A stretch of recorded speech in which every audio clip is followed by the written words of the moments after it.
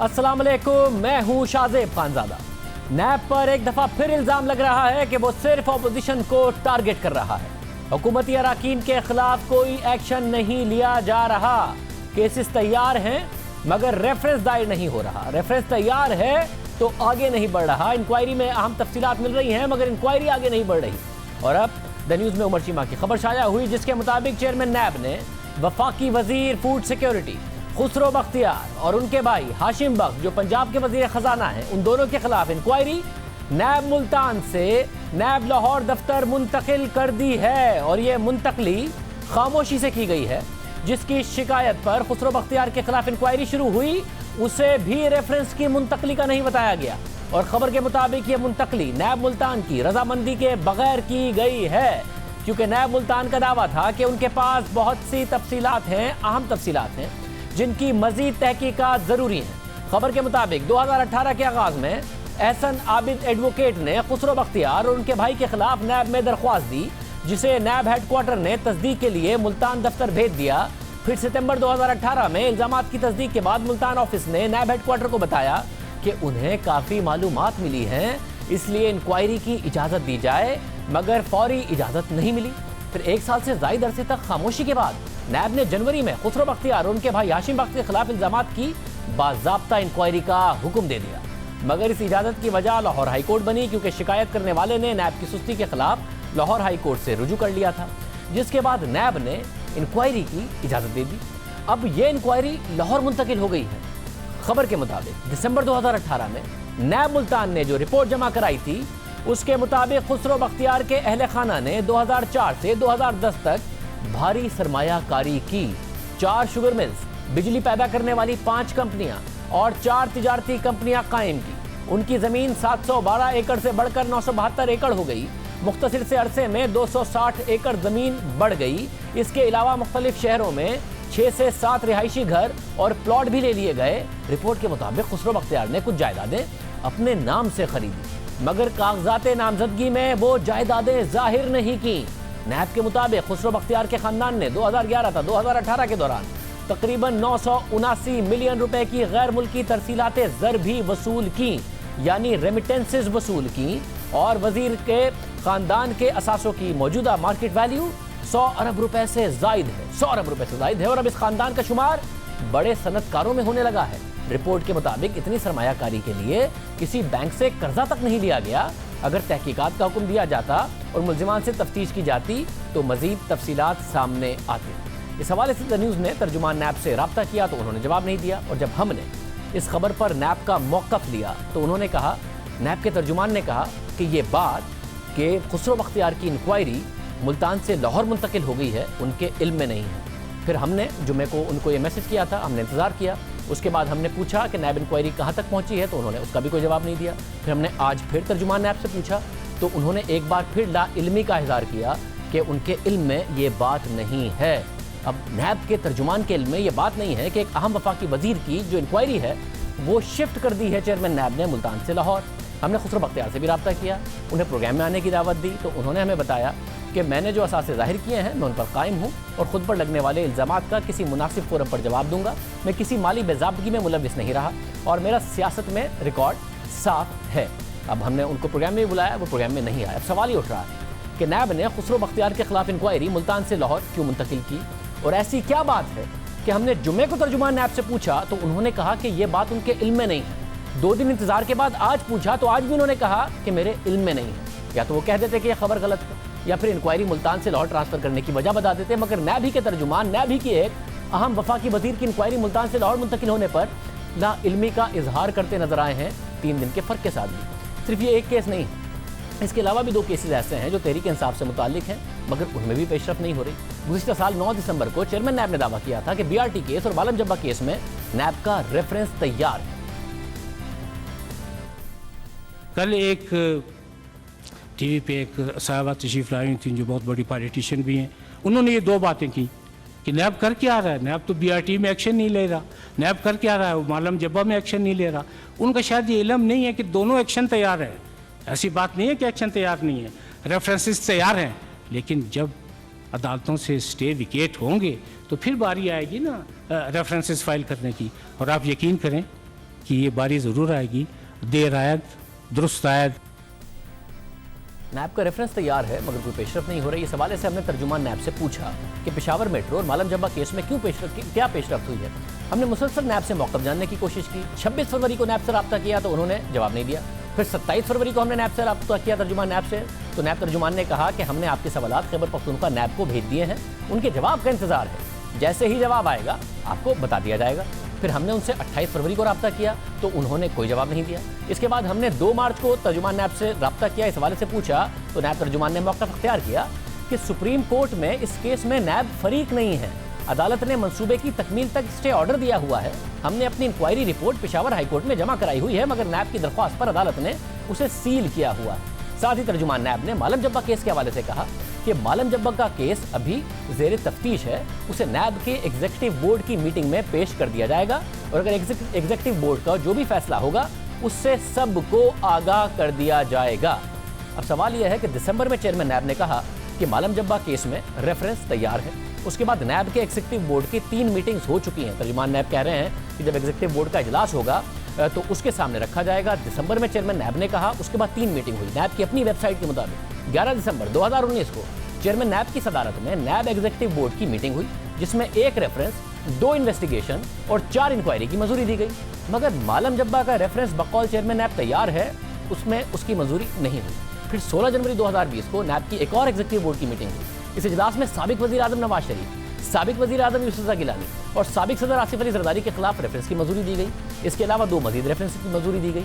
इसके अलावा 4 इन्वेस्टिगेशंस और 9 इंक्वायरीज की मंजूरी दी गई। मगर इस इजलास में भी मालम जब्बा केस पर बात नहीं हुई, यानी 2 साबिक जमहूरी वज़ीर आज़म और 1 साबिक जमहूरी सदर के खिलाफ रेफरेंस मंजूर हो गया, मगर उस इजलास में भी बकौल चेयरमैन नैब तैयारशुदा मालम जब्बा रेफरेंस की मंजूरी नहीं हुई। इसके बाद नैब के एग्जीक्यूटिव बोर्ड की तीसरी मीटिंग 26 फरवरी को हुई जिसमें 2 रेफरेंसेस, 4 इन्वेस्टिगेशन और 4 इंक्वायरीज की मंजूरी दी गई, मगर उस मीटिंग में भी मालम जब्बा केस पर रेफरेंस की मंजूरी नहीं हुई।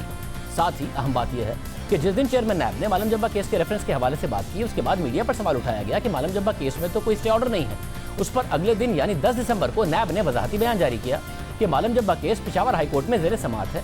मालम जब्बा केस में 2 कंपनियों ने पेशावर हाई कोर्ट से रुजू किया हुआ है। नैब की इस वजाहत पर भी हमने सवाल उठाया कि मामला अदालत में है, मगर अदालत ने नैब को तहकीकात से नहीं रोका। इसके बाद हमारे पूछने पर नैब ने कहा कि तफ्तीश हो रही है और एग्जीक्यूटिव बोर्ड के सामने ये केस रखा जाएगा। अब 3 मीटिंग्स हो गई हैं मगर उनके सामने ये केस क्यों नहीं रखा गया। हालांकि चेयरमैन नैब ने कहा था कि रेफरेंस तैयार है। इसी तरह BRT केस के हवाले से तर्जुमान नैब ने वजाहत की कि सुप्रीम कोर्ट ने स्टे ऑर्डर दिया हुआ है। इस हवाले से हमने माहिर कानून और सुप्रीम कोर्ट बार के साबिक सदर रशीद रिजवी के सामने ये सवाल रखा था तो उन्होंने हैरत का इजहार किया था कि नैब ने अब तक केस में स्टे ऑर्डर खत्म कराने के लिए कुछ क्यों नहीं किया। अदालत पर भी, स्टे ऑर्डर पर भी उन्होंने जिम्मेदारी डाली। किस हद तक तसल्लीबख्श जवाब दे पाए हैं इस बात का चेयरमैन नैब के 1 साइडेड अकाउंटेबिलिटी है? लोग हाई कोर्ट में और भी बहुत से वकील नैब के खिलाफ कोई स्टे ले लेते हैं तो उनके वकला आके इतना शोर करते हैं केस चलाओ, केस चलाओ, केस चलाओ। ये कैसी बात है कि जी केस यहाँ पे नहीं चल रहा है, 1 साल हो गया है और ख़ुद सुप्रीम कोर्ट का अपना डिसीजन है जिसमें उन्होंने आर्टिकल 199 को बड़ा लिमिटेड स्कोप किया है क्रिमिनल इन्वेस्टिगेशन में।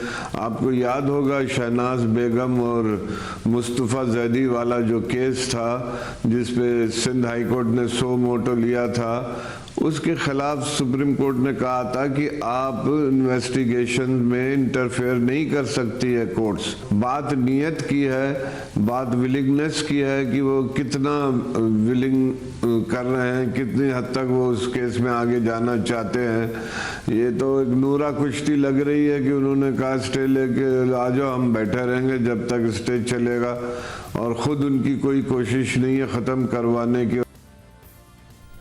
सवाल उठ रहा है कि नैब ने अब तक स्टे ऑर्डर खत्म कराने के लिए अपील क्यों नहीं की, सुप्रीम कोर्ट को ये क्यों नहीं बताया कि हमारे पास इस केस में अहम शवाहिद मौजूद हैं, इंक्वायरी के बाद इन्वेस्टिगेशन मुकम्मल हो चुकी, रेफरेंस तैयार है। ये सवाल इस लिहाज से भी अहम हो जाता है कि नैब दीगर केसेस में फौरी तौर पर अदालत से रुजू करता है। इस्लामाबाद हाई कोर्ट ने शाहिद खान अब्बासी और हसन इकबाल को जमानत पर रिहा किया तो उसी दिन नैब ने ऐलान किया कि वो सुप्रीम कोर्ट जाएगा।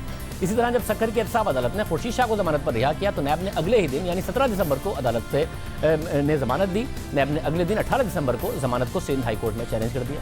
खुर्शीद शाह जेल से बाहर नहीं आए और हाई कोर्ट ने स्टे ऑर्डर जारी कर दिया और फिर सिंध हाई कोर्ट ने एहतसाब अदालत की जमानत पर रिहाई के फैसले को कलअदम करार दे दिया। इसी तरह लाहौर की एहतसाब अदालत ने नून लीग के रहनुमा शहबाज शरीफ को हाजिरी से इस्तिस्ना की इजाजत दी तो नैब ने यह फैसला लाहौर हाई कोर्ट में चैलेंज कर दिया और मौक़िफ़ अख्तियार किया कि Shahbaz Sharif Ashiana Iqbal reference, Ramzan sugar mill reference में ज़ेर समात है और शहबाज शरीफ मरकजी मुल्ज़िम है। ट्रायल कोर्ट ने कानून के बरक्स मुस्तकिल हाजिरी माफ़ी की दरख्वास्त मंजूर की। ट्रायल कोर्ट के फैसले को कलअदम करार दिया जाए।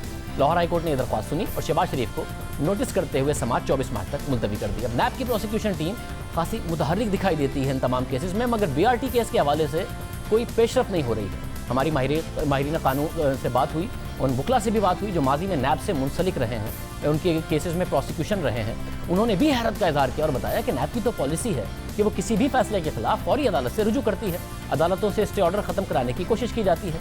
मगर इस केस में तकरीबन 1.5 साल हो गया है, नैब ने रेफरेंस तैयार किया हुआ है, नैब पर तनकीद होती है, नैब की जानिबदारी पर सवाल उठाया जाता है, मगर नैब ने ये स्टे ऑर्डर खत्म कराने की कोशिश नहीं की। सिर्फ अपोजिशन और मीडिया ही नहीं, अदालतें मुसलसल नैब के किरदार पर सवाल उठा रही हैं। हफ्ते को इस्लामाबाद हाई कोर्ट ने नैब गिरफ्तारियों के हवाले से अपने फैसले में बहुत सी अहम बातें लिखी। 56 सफ़ात का फैसला चीफ जस्टिस अतर मिलदा ने लिखा है और इस्लामाबाद हाई कोर्ट ने अपने फैसले में सुप्रीम कोर्ट के कई फैसलों का हवाला दिया है, जिसमें आला अदालतों ने नैब की गिरफ्तारी के इख्तियार पर सवालात उठाए हैं। साथ ही इस्लामाबाद हाई कोर्ट ने वाज़ेह किया है कि आज़ादी किसी भी शहरी का हक है और किसी शहरी से ये हक नहीं छीना जा सकता। अगर किसी शख्स को गिरफ्तार करना हो तो उसके लिए ठोस शवाहिद होना ज़रूरी है। अदालत ने अपने फैसले में लिखा कि एडिशनल प्रोसिक्यूटर जनरल और तफ्तीशी अफसर को अदालत ने कई मौके दिए, मगर वो फिर भी दरख्वास्त गुजार की गिरफ्तारी का जवाब नहीं दे सके। इस केस में दरख्वास्त गुजार की गिरफ्तारी के लिए एग्जीक्यूटिव पावर का इस्तेमाल सवाबदीदी और कानून के खिलाफ है।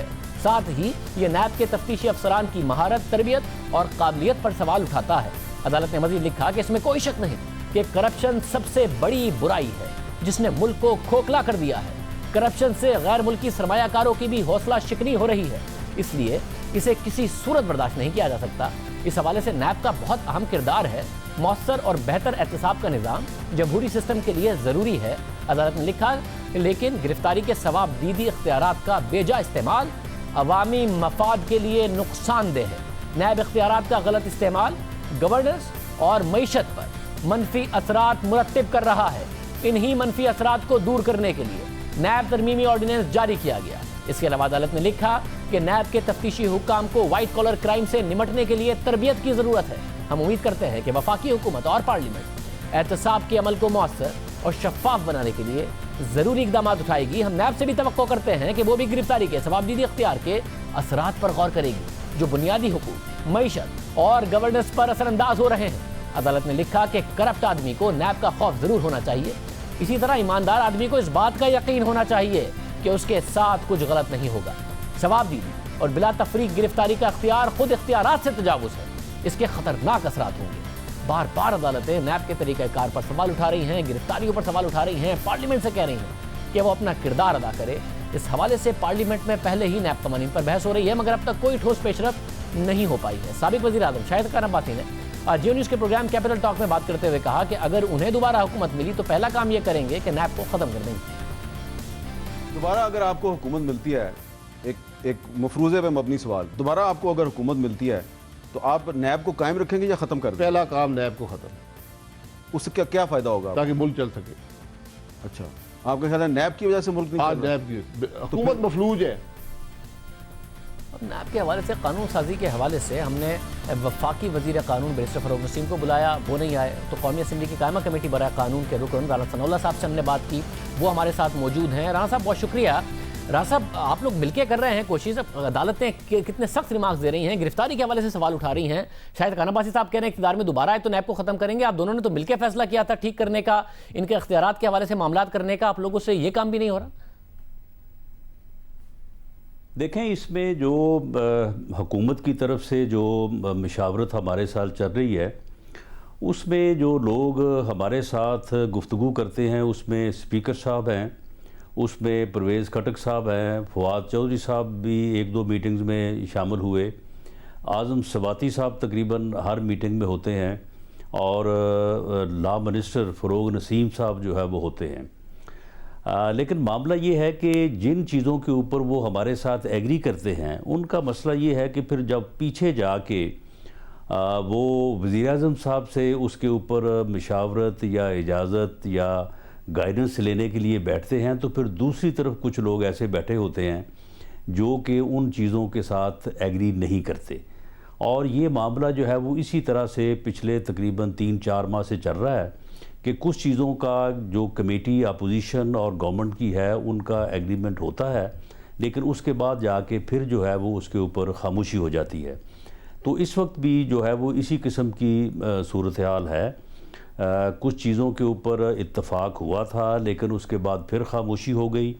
अब क्योंकि आज इजलास शुरू हुआ है तो हो सकता है कि आने वाले 1-2 दिनों में जो है वो दोबारा मीटिंग हो और उसके बाद फिर सही मालूम हो कि जिन चीज़ों के ऊपर किसी हद तक एग्रीमेंट हुआ था उनकी अब क्या पोजीशन है, कि किस हद तक गवर्नमेंट जो है वो कंसीड कर रही है चीज़ों को और किस हद तक नहीं कर रही। मगर साहब, हुकूमती वज़रा तो खुद मानते हैं कि नैब की वजह से हुकूमती मशीनरी का पहिया बैठ गया है, चल नहीं रही, ब्यूरोक्रेसी काम नहीं करती, तो वो कौन सी ऐसी बातें जो कमिट करते हैं और बाद में पीछे हट जाते हैं? जो chief justice Islamabad high court का फ़ैसला आया है उसमें बड़ी वजाहत के साथ ये बात जो है उसको एनालाइज करके बयान किया गया है कि किस तरह से जो है वो गिरफ़्तारी का सबसे ज़्यादा मिसयूज़ जो है वो गिरफ़्तारी के इख्तियार का होता है। अब यानी एक तरफ इंक्वायरी चल रही हैं और वो इंक्वायरीज साल से चल रही हैं और उन इंक्वायरीज़ में जो है वो लोगों को ना सिर्फ गिरफ़्तार नहीं किया जाता बल्कि उनको कभी बुलाना भी हो तो वो भी कुछ 6 महीने 8 महीने में एक आध मरतबा जो है बुलाया जाता है। दूसरी तरफ मामला ये है कि इधर इंक्वायरी शुरू होती है और ठीक 10 दिन बाद जो है वो मरीम नवाज़ साहबा को गिरफ़्तार कर लिया जाता है, महीने बाद जो है वो एहसन इकबाल साहब को गिरफ़्तार कर लिया जाता है, शाहद खान अब्बासी साहब को जो है वो गिरफ़्तार कर लिया जाता है। ये 6 तारीख को अगर मैं बेल करवा के ना जाता तो मुझे भी जो है वो गिरफ़्तार करने का जो है वो पक्का ठका प्रोग्राम जो है वो बना हुआ था। इसी तरह से जवेद लतीफ़ साहब के मामले में भी जो है वो आलमोस्ट जो है वो डिसीजन हो चुका है। इसी तरह से अमीर मकाम साहब हैं, इसी तरह से अकरम दुरानी साहब हैं। एक तरफ तो ये पोजीशन है, दूसरी तरफ जो लोग हैं उनके ख़िलाफ़ इंक्वायरीज़ मुकम्मल हो चुकी हैं। खुसरो बख्तियार साहब के ख़िलाफ़ इंक्वायरी मुकम्मल होने के बाद बाकायदा जो है वो रिपोर्ट हो चुकी कि जनाब इनका ये केस जो है ये प्रूव हो चुका है और इनको आगे जो है वो फर्दर जो है वो इसमें जो है वो फर्दर एक्शन होना चाहिए, लेकिन वो कुछ नहीं हुआ। और अब 6 माह बाद जब प्रेशर बढ़ा तो उनकी जो है वो तफ्तीश अब मुल्तान ब्यूरो से ट्रांसफ़र कर दी गई है लाहौर ब्यूरो में। इसी तरह से ये जो वज़ीर सेहत थे उनके मुतल्लक जो है वो ज़बान ज़द-ए-आम था, प्राइम मिनिस्टर ने ख़ुद एक्शन लिया और उनको जो है वो वज़ारत से हटाया। आज तक किसी ने जो है वो इंक्वायरी जो है वो शुरू नहीं की। मतलब आप जो बातें बता रहे ज़रा, ये मामला हम आवाम के सामने रखते रहे, मगर चेयरमैन नैब को या फिर नैब का की कोई मजबूरी नहीं है हुकूमत के साथ। उनका एक जो टेन्योर हो, उनकी जॉब हो, वो प्रोटेक्टेड है, कॉन्स्टिट्यूशन उसको प्रोटेक्ट करता है कि हुकूमत की से मजबूर नहीं है वो अपनी जॉब के लिए, अपने ऑपरेशंस के लिए। तो क्या वजह होगी कि आप लोगों को बार बार ये शिकायत हो रही? देखें शाह ज़ेब, इस वक्त नैब को इंडिपेंडेंट अदारा कहना जो है मैं समझता हूँ कि लफ्ज़ इंडिपेंडेंट का मजाक उड़ाने के मुतरादिफ है, बल्कि नैब के साथ भी ज़्यादती के मुतरादिफ है अगर ये कहा जाए कि नैब जो है वो इंडिपेंडेंट अदारा है। मेरी बात सुन के नैब के लोग जो घर में बैठे भी ये बात सुन रहे हैं वो भी इस बात के ऊपर जो है वो बिल्कुल जो है वो हाँ में सारा हिला रहे होंगे कि वाकई ये बात दुरुस्त है कि हम इंडिपेंडेंट नहीं है। वो बिल्कुल इंडिपेंडेंट नहीं है, उनको बाकायदा डायरेक्शन मिलती है और उस डायरेक्शन के ऊपर जो है वो अमल करते हैं और पॉलिटिकल इंजीनियरिंग के लिए जो है वो इस अदारे को बहुत ही बुरी तरह से जो है वो यूज़ किया जा रहा है। मतलब मैं आईनी तौर पर कह रहा हूं कि आईनी तौर पर वो इंडिपेंडेंट हैं, उनकी कोई मजबूरी नहीं है कि वो हुकूमत के ऊपर डिपेंडेंट हो किसी भी चीज़ के लिए। बहरहाल उनकी मजबूरी क्या हो सकती है और उनको किस तरह से मजबूर किया गया, अब ये कोई राज की बात है जो इसके ऊपर जो है वो मैं बात करूं। आप मुझे ये बताएं कि नैब का कितना जो है वो क्लियर स्टांस है कि हम ख़वातीन को गिरफ़्तार नहीं करते और नहीं किया गया, बल्कि यहाँ तक कि ख़वातीन के मतलब क्वेश्चनियर जो है वो भेजे गए कि जी आप क्वेश्चन का जवाब जो है वो थ्रू काउंसिल जो आप घर बैठे दे दें। लेकिन इसके बावजूद मरीम नवाज़ को गिरफ़्तार क्यों किया गया? क्योंकि वो पॉलिटिकल जो है वो ज़रूरत थी, मरियम नवाज़ जब लोगों में जा रही थी तो वहाँ पे जो रिसेप्शन हो रहे थे, जो पॉलिटिकल जो है वो वहाँ पे सूरत हाल सामने आ रही थी, वो बर्दाश्त नहीं हो रही थी। उसके जो वो ट्रांसलेट और तरह से हो रही थी। मगर फरियाल तालपुर साहबा को भी गिरफ्तार किया। बिलावल भुट्टो ज़रदारी साहब कहते हैं कि चेयरमैन नैब ब्लैकमेल हो रहे हैं, आप कह रहे हैं कि चेयरमैन नैब की मजबूरियां हैं और जो कानून साजी है वो लोग आप मिलकर कर नहीं पा रहे हैं।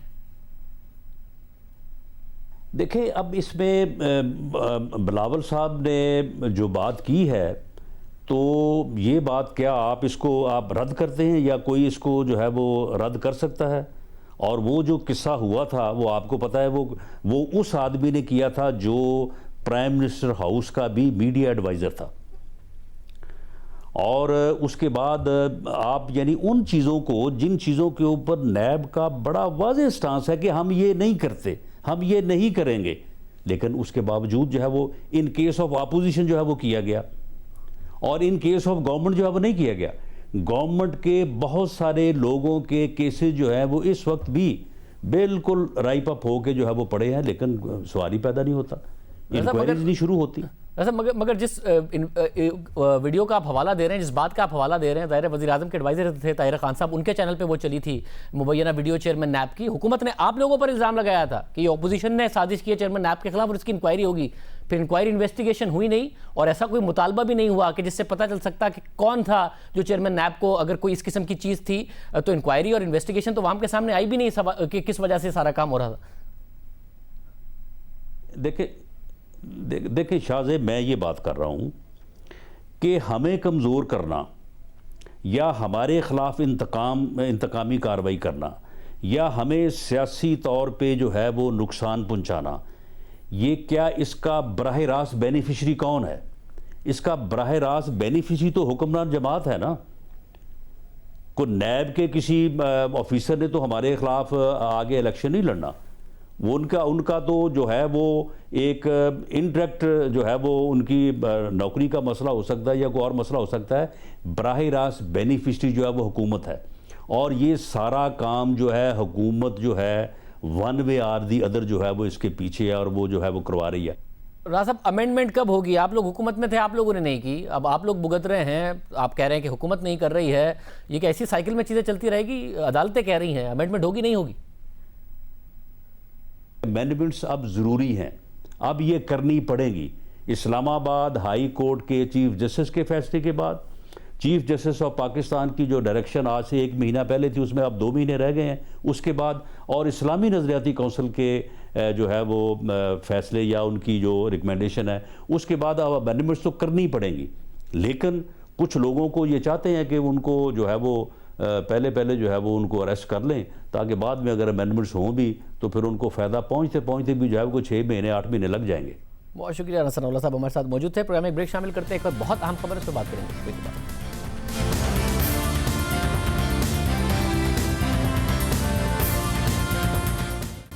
कोरोना वायरस ने बैनुल-अक़वामी मंडियों और मईशतों में हंगामा बर्पा किया हुआ है और अब सऊदी अरब और रूस की तेल पर लड़ाई ने दुनिया भर की स्टॉक मार्केट्स के साथ साथ बैनुल-अक़वामी तेल की मंडियों को भी बिठा कर रख दिया है।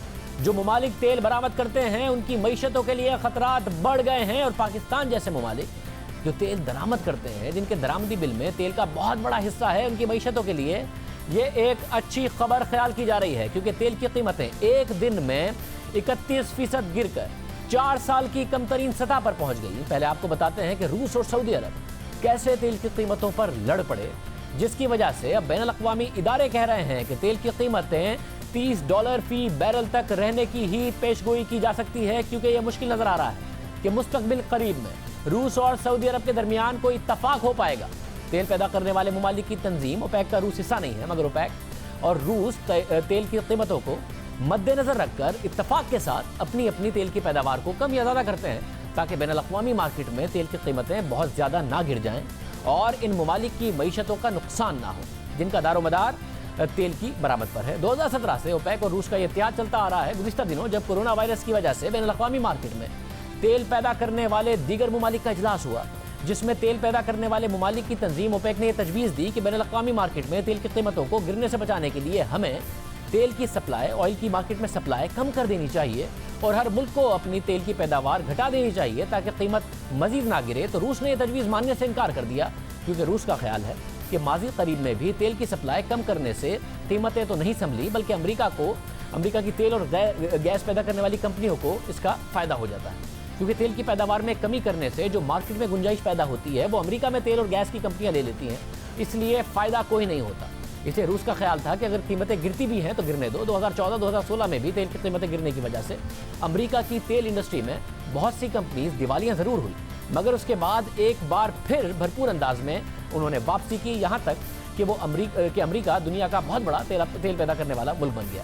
तो इस वक्त अमेरिकी कंपनियों को टारगेट करने का कोई फ़ायदा ना हुआ उस वक्त, और अब भी रूस का यह ख्याल था कि कोई फ़ायदा नहीं होगा। बहरहाल जुमे की मीटिंग में जब तेल की पैदावार कम करने से रूस ने इनकार किया, तो सऊदी अरब ने जवाब में तेल की पैदावार 10 से 11 मिलियन बैरल बढ़ाने का फैसला किया, 11 मिलियन बैरल तक ले जाने का फैसला किया, यानी मार्केट में सप्लाई और बढ़ाने का ऐलान कर दिया, जिससे 1991 के ऑयल क्रैश के बाद बदतरीन मंदी आई। उस वक्त 1991 में तकरीबन 34 से 35% कीमतें अचानक गिर गई थी, और अब एक दिन में तेल की कीमतें 31% गिरकर $30 की सतह पर आ गई। $20 फी बैरल तक नीचे जाने का खदशा पैदा हो गया। फिर दुनिया भर की स्टॉक मार्केट्स में ब्लडबाथ देखा गया, जो कोरोना वायरस की वजह से पहले ही देखा जा रहा था। आज इंट्राडे में कराची स्टॉक में 100 इंडेक्स में 2000 पॉइंट से जायद की रिकॉर्ड सतह की कमी देखी गई। बॉम्बे स्टॉक एक्सचेंज में भी 2000 पॉइंट्स इंट्राडे में गिरा और उसके करीब ही बंद हुआ। कराची स्टॉक एक्सचेंज ने थोड़ा सा रिकवर किया, पाकिस्तान स्टॉक एक्सचेंज ने।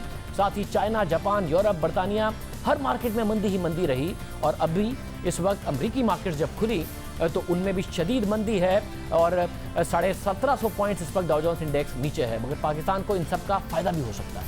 पाकिस्तान की दरामदात का 26% सिर्फ तेल की दरामदात है। अगर सालाना $20 फी बैरल तेल की कीमतों में कमी हो तो टॉप लाइन सिक्योरिटीज़ के मुताबिक पाकिस्तान की तेल की दरामदी बिल में $4 अरब तक की कमी आएगी। यानी करंट अकाउंट डेफिसिट जो पहले ही कम हो रहा है और कम हो जाएगा।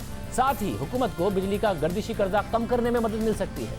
तेल की कीमतें कम करने से महंगाई में कमी आ सकती है, जिसके नतीजे में शरह सूद कम हो सकती है। स्टेट बैंक ने 17 मार्च को नई मॉनेटरी पॉलिसी जारी करने का ऐलान किया है। पहले यह तवक्को की जा रही थी कि 25 बेसिस पॉइंट से 50 बेसिस पॉइंट्स तक का अलामती कमी स्टेट बैंक कर सकता है। अब मार्केट में 100 बेसिस पॉइंट तक यानी 1% तक की कमी एक्सपेक्ट की जा रही है, तवक्को की जा रही है। और ये तवक्को की जा रही है कि शरह सूद कमी होगी तो फिर सरमायाकारी का रुझान बढ़ेगा। बैंक से जो सरमायाकार हैं वो पैसे लेते नजर आएंगे। मगर आज एक पेशरफ्त ये भी हुई कि इंटर बैंक में डॉलर की कीमत में इजाफा देखा गया। रुपया हमें गिरता नजर आया। स्टॉक मार्केट की तरह डॉलर की कदर में ₹2.34 का इजाफा हुआ। हालांकि पाकिस्तान को इन तमाम चीज़ों का फायदा है। ₹156.58 का डॉलर हो गया। ओपन मार्केट में $157 डॉलर की कीमत हो गई। पाकिस्तान को क्या फ़ायदा इस सारी सूरत हाल से हो सकता है या फिर खदशात हैं? हफीज़ पाशा साहब साबिक वज़ीर ख़जाना हमारे साथ मौजूद हैं, खुद हुकूमती वज़रा, उनकी जो राय है उसको बहुत ज़्यादा क्रेडिबल मानते हैं। आरिफ हबीब साहब हमारे साथ मौजूद हैं, आप सनतकार हैं, माहिर मईशत हैं। हफीज़ पाशा साहब, सबसे पहले मैं आपसे शुरू करूँगा, कोई सिल्वर लाइनिंग है सब में पाकिस्तान के लिए? ज़ाहिर है पाकिस्तान तेल दरामद करता है, बहुत ज़्यादा करंट अकाउंट डेफिसिट पाकिस्तान का कम हो सकता है। बिस्मिल्लाहिर्रहमानिर्रहीम। देखिए, सिल्वर लाइनिंग तो सबसे ज़्यादा ये है कि अगर तेल की जो कीमतें 25% गिरी हैं कल, अगर वो क़ायम रहा ये $35 फ़ी बैरल पर कीमत, तो यकीनन पाकिस्तान को इससे बड़ा फ़ायदा होगा। हमारी इंपोर्ट बिल में तकरीबन 3 से $3.5 अरब की कमी आएगी।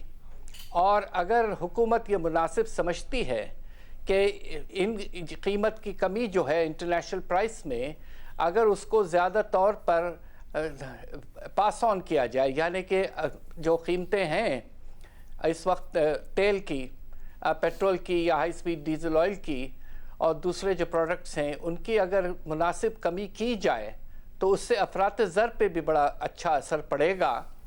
और इंशाअल्लाह अगर ये हुआ तो अगर रुपए की कदर में इतनी ज़्यादा कमी ना आए और फिर से वो थोड़ा स्टेबल हो जाए तो यकीनन इससे पाकिस्तान को कुछ फ़ायदा हो सकता है। और 17 मार्च को स्टेट बैंक की मीटिंग भी है। जाहिर है सब इंडस्ट्री की डिमांड है कि शरह सूद को कम किया जाए पाकिस्तान में। जैसे ही कोरोना वायरस के खतरात आए तो अमेरिका में फौरी तौर पर इंटरेस्ट रेट्स को कम किया गया। आप समझते हैं फौरी तौर पर अब इंटरेस्ट रेट्स को कम करना चाहिए, क्योंकि नजर आ रहा है कीमतें गिरने की वजह से तेल की कीमतें, और जनवरी के नंबर्स भी महंगाई के कमी नजर आए हमें फरवरी के जनवरी के मुकाबले में, कि अब शरह सूद को फौरी तौर पर कम किया जाए। देखिए, एक चीज़ जो नुमाया तौर पे हुई है और वो ये है कि स्टेट बैंक ये कहता रहा है कि हमारा लिंक जो है वो हेडलाइन यानी कि ओवरऑल इन्फ्लेशन से है, कोर इन्फ्लेशन से नहीं है। हम पॉलिसी रेट जो हैं वो अफरात ज़र के जो ओवरऑल रेट है उससे हमने लिंक किया हुआ है। अब देखिए कि जनवरी से लेकर फरवरी तक 2.2% कमी आई है अल्लाह के फजल से अफरात ज़र में। तो ये तो इमीडिएटली ट्रांसफ़र कर देना चाहिए, और मेरे ख्याल से 2 स्टेप्स में अगले 3 से 4 महीने में इस सूद का जो रेट है, पॉलिसी रेट, उसको ज़्यादा से ज़्यादा 9% पे रखना चाहिए। और उससे न सिर्फ इंडस्ट्री को फ़ायदा होगा, प्रोडक्शन में इजाफा होगा, मगर हमारी बजटरी पोजीशन जो है वो बहुत बेहतर होगी। अगर 4% कमी आती है सूद के रेट में, तो उससे हमारे बजट को तकरीबन 650 अरब का फ़ायदा है।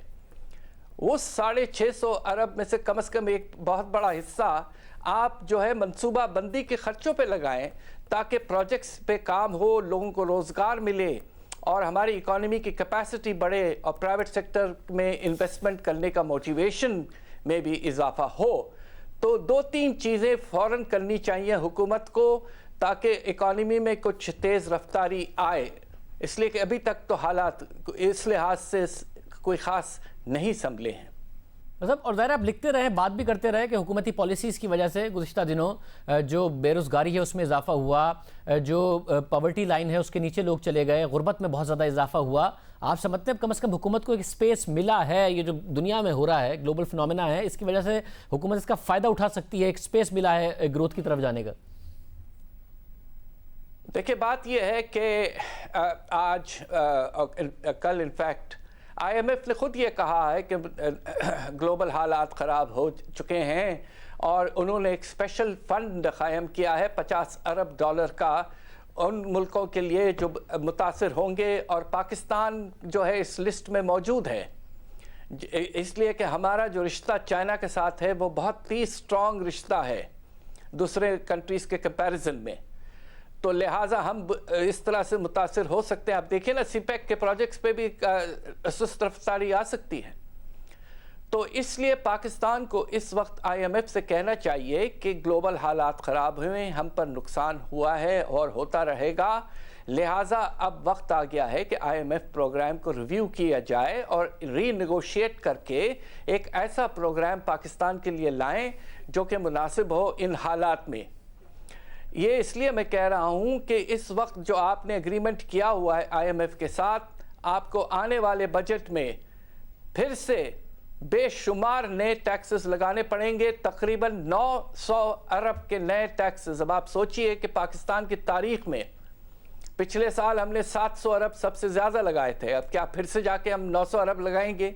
वो ज़्यादातर इनडायरेक्ट टैक्सेस पे होंगे और उनका इम्पैक्ट जो है वो कीमतों पे होगा, और जो लोग ऑलरेडी परेशान हैं वो बिल्कुल हद से ज़्यादा परेशान हो जाएंगे। इसलिए वक्त आ गया है कि पाकिस्तान को ग्लोबल हालात को देखते हुए और जो नेगोशिएशन की थी नामुनासिब सी, उसको देखते हुए पाकिस्तान को अब आगे बढ़ना चाहिए और IMF से कहना चाहिए कि वक्त आ गया है that we must renegotiate this programme.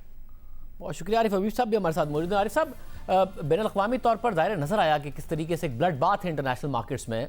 Pakistani stocks में भी आज मनफी रुझान रहा, कुछ सेक्टर्स ने ज़ाहिर अच्छा परफॉर्म भी किया, मगर पाकिस्तान की करेंसी भी साथ गिर गई। जो सब कुछ हो रहा है पाकिस्तान के लिए एक अच्छी खबर है या मार्केट के अभी भी और इंडस्ट्री के कंसर्न्स हैं?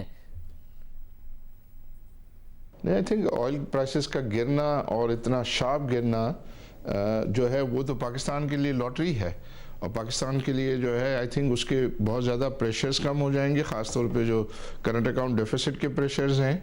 फिर इसके अलावा जो सबसे बड़े हमारे मसाइल हैं हाई कॉस्ट ऑफ एनर्जी के, वो आई थिंक वो मसाइल कम हो जाएंगे, क्योंकि इसी के साथ साथ गैस की प्राइसेस लिंक्ड हैं, इसी के साथ साथ जो है RLNG की प्राइस लिंक्ड है।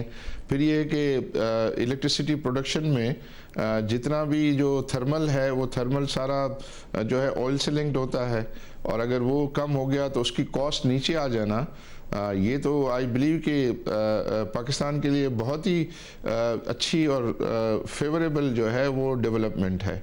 जहाँ तक कि ये करेंसी का जो गिरना है वो तो आई थिंक हम ये कंसर्न जो है वो शो करते रहे थे कि जब ये जो टी बिल्स में पोर्टफोलियो इन्वेस्टमेंट आ रही थी तो वो जितनी भी उनकी प्रोसीड आ रही थी वो रिजर्व्स में जा रही थी, और हम ये हमेशा कंसर्न जो है वो एक्सप्रेस करते थे कि जब वो वापस जा रहा होगा तो ऐसा नहीं कि उनको छोड़ दिया जाए कि आप फ्री मार्केट से बाय करें।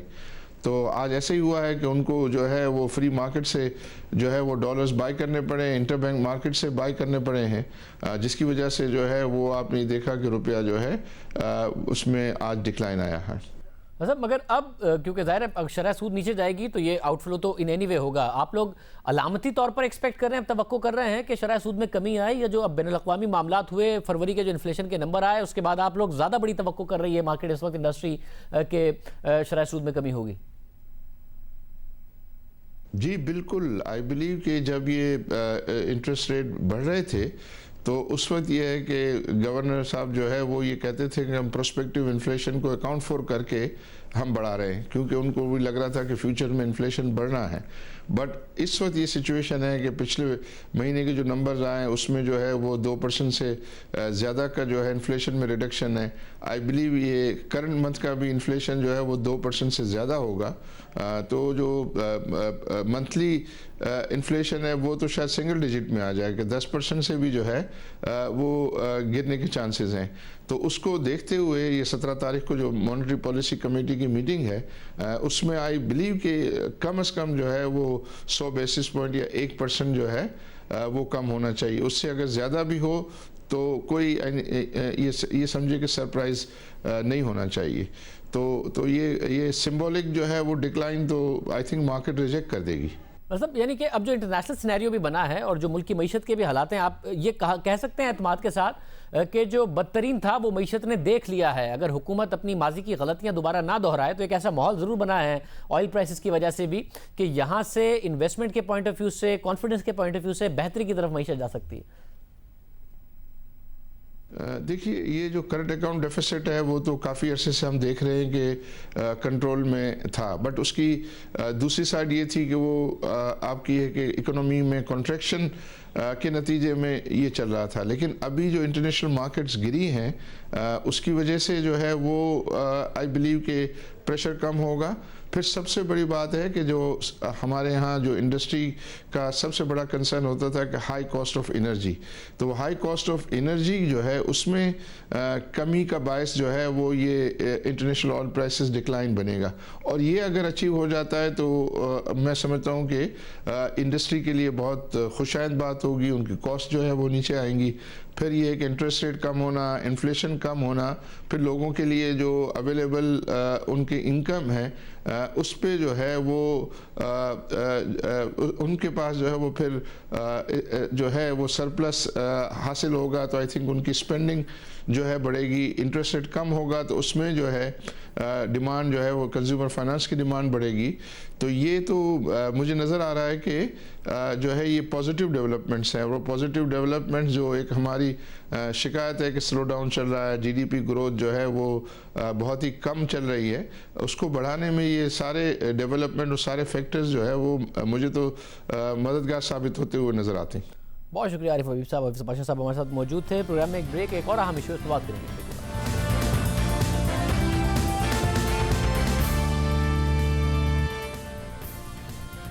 कोरोना वायरस अब तक 100 से जायद ममालिक को अपनी लपेट में ले चुका है और 3600 से जायद अफराद इससे हलाक हो चुके हैं, जबकि मुतासिर होने वालों की तादाद 1 लाख से जायद हो गई है और इस तादाद में मुसलसल इजाफा हो रहा है। पाकिस्तान में कोरोना वायरस के एक और मरीज की तस्दीक हो गई है, जिसके बाद मुल्क में केसेस की मजमूई तादाद 8 हो गई है और उनमें से एक मरीज सेहतियाब हो चुका है। दुनिया भर में कोरोना वायरस खौफ की अलामत बन गया है, मगर चीन जहां से कोरोना वायरस फैलना शुरू हुआ वहां इसके मुतासरीन में मुसलसल कमी आ रही है। 24 घंटे में सिर्फ 43 नए केसेस सामने आए हैं, 23 अमवात रिकॉर्ड की गई हैं, जो कि एक माह की कम तरीन सतह है। इसके साथ साथ कोरोना वायरस से सेहतियाब होने वाले मरीजों की तादाद बढ़कर 3 गुना से ज्यादा हो गई है। चीन से तो अच्छी खबरें आ रही हैं, लेकिन चीन के बाद इस वायरस से सबसे ज्यादा मुतासिर होने वाला मुल्क अब इटली बन गया है, जहां हलाकतों की तादाद 366 हो गई है और उसे फैलने से रोकने के लिए मुतासरा ममालिक ने वही सख्त इकदाम उठाना शुरू कर दिए हैं जो चीन इब्तिदा में ही कोरोना वायरस से मुतासिर सूबे वुहान में उठा चुका है, जहां चीनी हुकाम ने कोरोना वायरस को फैलने से रोकने के लिए गैर मकबूल और सख्त फैसले करते हुए 1 करोड़ 10 लाख की आबादी वाले मुतासरा सूबे का लॉकडाउन कर दिया था। अवामी इज्तिमात और आमदोरफ्त पर पाबंदियां लगा दी थी और अब इसी तरह के इकदाम इटली और सऊदी अरब की जानिब से उठाए जा रहे हैं। इटली में एक ही दिन में कोरोना वायरस से 133 अफराद की अमवात के बाद हलाकतों की मजमूई तादाद 366 हो गई, जबकि मुतासरा अफराद की तादाद 7400 से ज्यादा है। इटली के आर्मी चीफ भी कोरोना वायरस की तशखीस हुई है, जिसके बाद उन्हें भी क्वारंटीन में मुंतकिल कर दिया गया है आर्मी चीफ को। इस खतरनाक सूरत हाल के बाद इटली के वजीर आजम ने गुज़िश्ता रोज हंगामी इकदाम उठाते हुए इटली के शुमाली इलाके की तकरीबन 1 करोड़ 60 लाख जो कि इटली का 25% बनती है, 1/4 आबादी बनती है, उसे क्वारंटीन में मुंतकिल कर दिया है।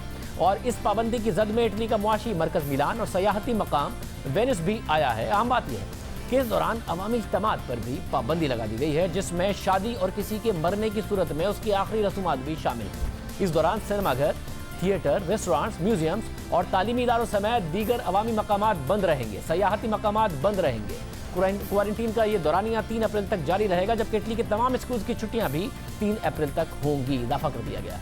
अहम बात यह है कि सऊदी अरब ने भी कोरोना वायरस को फैलने से रोकने के लिए चीन और इटली की तरह सख्त फैसला करना शुरू कर दिए हैं। सऊदी अरब ने हिफाजती इकदाम के तहत कोरोना वायरस का फैलाव रोकने के लिए अपने मशरकी इलाके कतीफ को बंद कर दिया है। 5 लाख की आबादी वाले इलाके में किया जाने वाला लॉकडाउन खलीजी ममालिक में कोरोना वायरस के खिलाफ उठाया गया अपनी नौइयत का पहला हिफाजती इकदाम है। सऊदी वजारत दाखिला के मुताबिक कतीफ से कोरोना वायरस के नए 11 केसेस रिकॉर्ड होने के बाद इलाके में आमदोरफ्त पर पाबंदी लगा दी गई है। सऊदी वजारत सेहत के मुताबिक कोरोना वायरस के रजिस्टर्ड होने वाले केसेस की मजमूई तादाद 15 तक पहुंच गई है, जबकि सऊदी अरब ने मुल्क भर में तमाम तालीमी इदारे बंद कर दिए हैं। साथ ही 9 ममालिक के शहरियों के दाखिले पर पाबंदी लगा दी, जबकि कतर ने भी कोरोना वायरस के फैलाव को रोकने के लिए 14 ममालिक के मुसाफिरों के दाखिले पर पाबंदी लगा दी है, जिसमें पाकिस्तान भी शामिल है। तमाम ममालिक में जो इमरजेंसी इकदाम हैं वो किए जा रहे हैं। आज ही प्रोग्राम में इतना ही, इससे कल के प्रोग्राम में मुलाकात होगी। अल्लाह।